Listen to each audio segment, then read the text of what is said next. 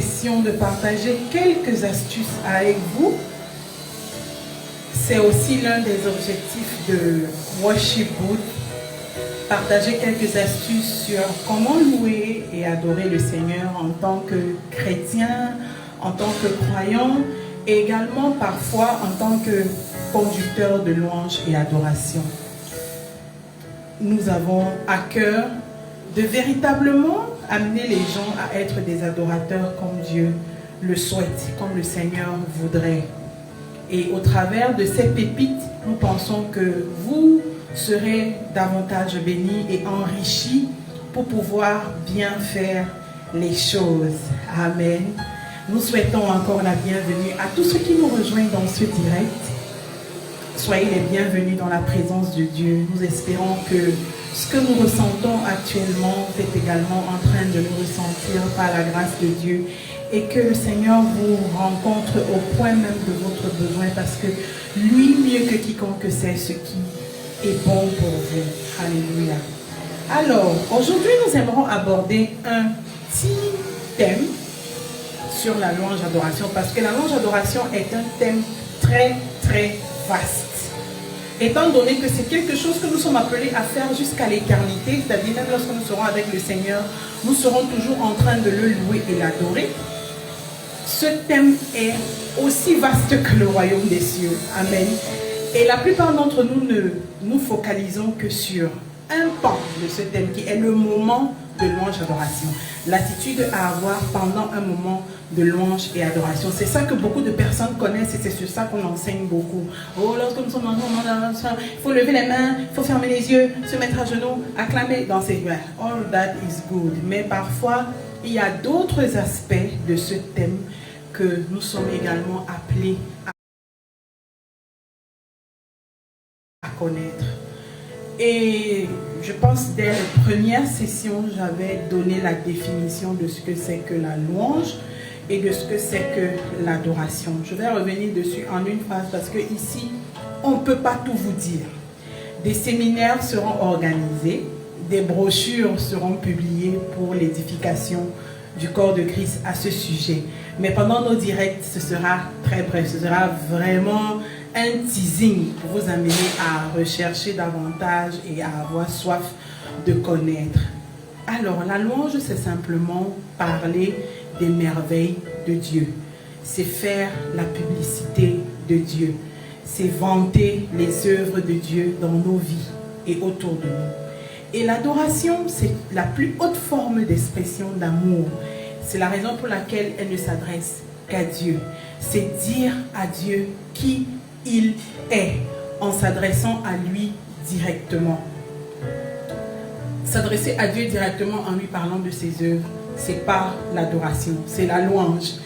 Mais lorsque nous voulons adorer le Seigneur, nous devons lui parler de sa nature, de son caractère. Ça veut dire que si le Seigneur m'a protégé, là je suis en train de faire une parole de louange, et si je veux le dire dans des mots en adoration, je dirais: Seigneur, tu es mon protecteur. Si le Seigneur a pourvu pour moi, je dirais: le Seigneur a pourvu pour moi. Mais au moment de l'adorer, je dirais: Seigneur, tu es mon pourvoyeur. Donc voilà quelques exemples qui vous mettent la différence entre la louange et l'adoration. Il n'est pas question d'un chant ici. L'adoration, la louange et l'adoration à la base n'ont rien à voir avec le chant. Tout est au niveau de la définition.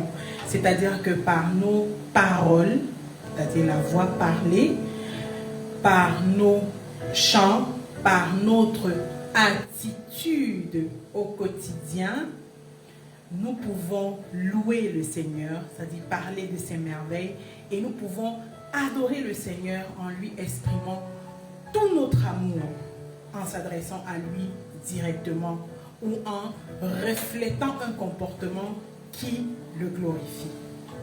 Alors, ce soir, nous voulons parler du rôle du chant dans la louange et l'adoration. Pourquoi nous utilisons le chant dans la louange et l'adoration? Simplement parce que le chant est un support. Le chant est un support comme plein d'autres. Nous en avons plusieurs. Nous avons la danse, avons les paroles, les proclamations, les déclarations, nous avons la contemplation, nous avons la musique. Donc, le chant est un support parmi beaucoup d'autres pour pouvoir exprimer notre louange et notre adoration. Mais ici, précisément, nous voulons parler du rôle du chant dans un moment de louange et adoration ou dans la louange et l'adoration. Les paroles ou l'esprit du chant comme connexion à l'atmosphère d'adoration pendant le moment ou pendant l'instant, comme ce que nous sommes en train de faire ici. Premièrement, le premier rôle de la louange, du chant dans un moment de louange et adoration, c'est la prière et la méditation. Les chants peuvent nous servir de prière chantée, c'est-à-dire qu'au travers d'un chant, si tu manques des mots, si tu ne sais plus quoi dire au Seigneur, tu es limité par les mots, tu peux te servir de certains chants pour pouvoir élever une prière au Seigneur, ou pour alors penser à un aspect de la parole de Dieu. Par un chant, tu l'écoutes et tu médites dessus et il te rend ministère, comme nous avons l'habitude de le dire, il te bénit. Il vient toucher précisément ce que tu avais envie de dire au Seigneur. Il te facilite ainsi la connexion et l'expression de ton cœur à celui de Dieu. Par exemple, nous avons, tu vas m'aider, un chant comme change mon cœur, Seigneur,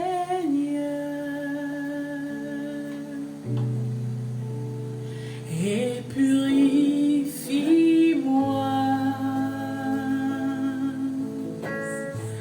Change mon cœur, Seigneur, que je sois comme toi.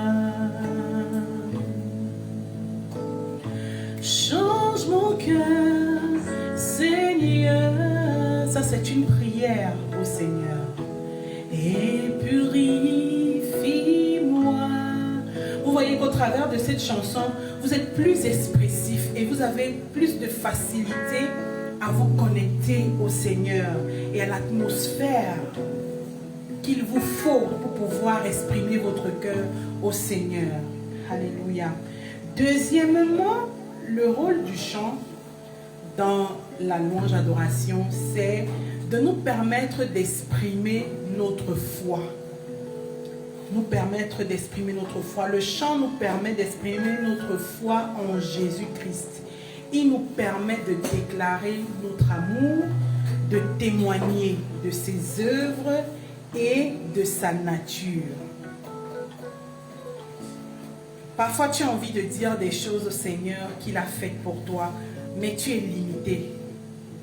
Et tu trouves que pour véritablement exprimer ce qui est dans ton cœur, parce que n'oubliez pas, le Seigneur nous demande de l'adorer en esprit et en vérité. Je veux m'arrêter sur vérité, parce que le chant nous permet d'adorer Dieu en vérité. C'est-à-dire, la musique a ceci de particulier et les mélodies, c'est quoi? C'est de nous amener à être sincères, à vraiment déverser nos émotions et être sincères dans ce que nous disons.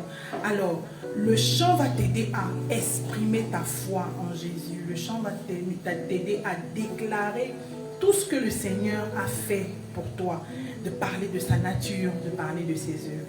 Et pour ça, vous avez un chant par exemple comme « Je proclame Jésus, il est le roi ». Vous le connaissez tous. Dans ma vie de tous les jours, il est le roi. Ma vie lui appartient désormais, car lui seul est digne de régner à jamais. Je proclame Emmanuel, il est le roi. Dans ma vie de tous les jours, il est le roi. Ma vie lui appartient. Vous voyez, il vous permet d'exprimer votre foi. Au travers de mes exemples, vous pouvez trouver encore d'autres exemples qui peuvent soutenir le point que je viens d'évoquer. Troisièmement, nous avons le prochain rôle que le chant fait dans nos moments de louange, adoration, c'est d'impliquer nos émotions et notre engagement. Je le disais tout à l'heure, la musique et le chant touchent profondément les émotions. Pour adorer le Seigneur en vérité, pour ceux qui sont encore novices dans cette activité, pour ceux qui ne maîtrisent pas encore, parce qu'on ne maîtrise pas vraiment, mais on s'exerce. Quand on s'exerce, on atteint un certain niveau. Mais il y en a d'autres qui sont encore au b.a.-ba et qui ont besoin d'être accompagnés. Utilisez le chant. Utilisez le chant pour louer et adorer le Seigneur et vous pourrez débloquer un certain niveau de sincérité avec le Seigneur. Vous pourrez débloquer ce niveau d'engagement, d'abandon total de vous-même au Seigneur. Nos émotions sont l'extravagance que nous apportons à notre offrande de louange et d'adoration. Les émotions impliquent notre sincérité et notre entièreté, qui sont la résultante de notre engagement. Comme exemple, vous avez un chant comme Draw me close to you. Never let me go. I lay it all down. Rien que les paroles et la mélodie vous amènent à être sincère. You're all I want. You're all I've ever needed. You're all I want. Help me know, help me know. Oh, ici ne va pas s'arrêter. Continuons. Le quatrième point, c'est l'encouragement et l'exhortation. Ici, il faut connaître la parole de Dieu. Nous adorons et nous louons Dieu à partir de sa parole qui se trouve non dans les bouches des pasteurs, non dans les bouches des prophètes, mais dans la Bible. Bien-aimé, si tu n'as pas de Bible, achète une Bible. Je pense qu'au Cameroun, la plus petite Bible coûte dans les 2000 à 2500. Achète une Bible et commence à la lire systématiquement. Au cas contraire, tu ne saurais vraiment faire la différence entre tous ces points que je suis en train d'évoquer, parce que nous louons et nous adorons le Seigneur à partir de sa parole. Lorsqu'il s'agit des encouragements et de l'exhortation, si tu ne connais pas la parole de Dieu, comment est-ce que tu pourras choisir un chant qui peut t'exhorter, qui peut t'encourager? Dans la vie du croyant, nous traversons beaucoup de moments difficiles. Nous passons par des difficultés qui nous amènent parfois à vouloir tout abandonner. Mais vous savez, la louange et l'adoration ont ceci de chic, c'est qu'elles nous redonnent le zèle et le courage dont nous avons besoin pour mener une vie chrétienne victorieuse et triomphante. Et parfois, cette louange et adoration peut passer par le chant. Elle peut passer par les paroles, mais nous parlons aujourd'hui du chant. Et tu dois pouvoir identifier ces chants d'exhortation et d'encouragement qui redonnent du zèle à tes pas dans la foi. Ces chants peuvent te permettre d'être encouragé et à encourager d'autres personnes, peuvent te permettre de persévérer dans la foi, peuvent te permettre de consoler et de consoler aussi d'autres. Et ces chants d'encouragement et d'exhortation nous rappellent les promesses de Dieu. Comme exemple, on a « Ne crains rien, je t'aime, je suis avec toi. »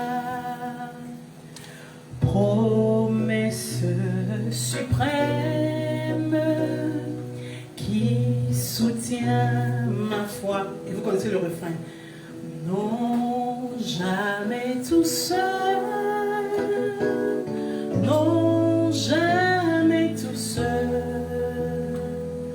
Jésus, mon sauveur, me garde. Jamais ne me laisse seul.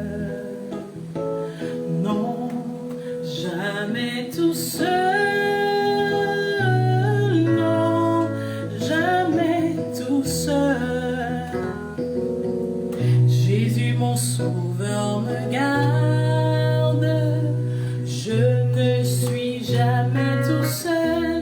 Voilà à peu près un exemple de chant. Vous pouvez en trouver d'autres. Même si les océans se déchaînent, blablabla, vous connaissez tous ces chants. C'est juste pour vous aider à comprendre le point.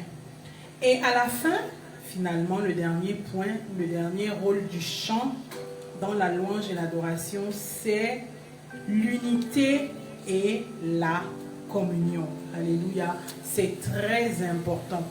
Le chant a ceci de particulier, c'est que lorsque nous chantons ensemble, cela favorise l'unité et la communion entre les frères, entre les saints. Cela crée un sentiment de solidarité et de partage, renforçant ainsi les liens entre les participants. Quand vous êtes dans une communauté et que pendant un moment de louange ou d'adoration, vous vous rendez compte que tout le monde est en train de chanter avec zèle et passion, ça a le don de vous contaminer, la même passion, de vous contaminer le même élan, le même zèle pour chanter pareillement. Je prendrai toujours cet exemple. Ma mère m'avait dit que l'une des choses qui avait fait qu'elle s'inscrive à l'école biblique, les centres de formation biblique, c'est parce que la remise de diplôme à laquelle elle avait assisté, elle avait vu les gens entrer, les étudiants qui devaient être gradués, en chantant d'un seul cœur, avec la même énergie, avec la même émotion. Debout, Sainte Corde. Debout, Sainte. Je n'ai jamais entonné ce chant quelque part et on n'a pas tous eu la même énergie, jamais. Pour qu'on arrête ce chant, il faut souvent que les musiciens commencent à ralentir parce que tout le monde est dans le zèle. Soldats du roi des rois, tenez d'une main forte l'étendard de la croix, au sentier de la gloire, Jésus-Christ nous conduit de victoire en victoire. Parfois quand les gens expriment ce genre de chansons, à un moment, people are giving high five. Tu vois, quelqu'un te donne five, comme pour dire c'est nous sommes ensemble, nous comprenons ce chant. Vraiment, si tu ressens la même chose que moi, si ce chant te rend ministère que moi, que le Seigneur nous bénisse encore davantage. Donc voilà 5 rôles. Il y en a plusieurs, mais je m'arrête à 5 que le chant a dans la louange et l'adoration. J'espère que ça vous a béni. J'espère que ça vous a enrichi. Moi-même, j'ai été enrichi parce que je ne savais pas moi-même très bien, mais de préparer ce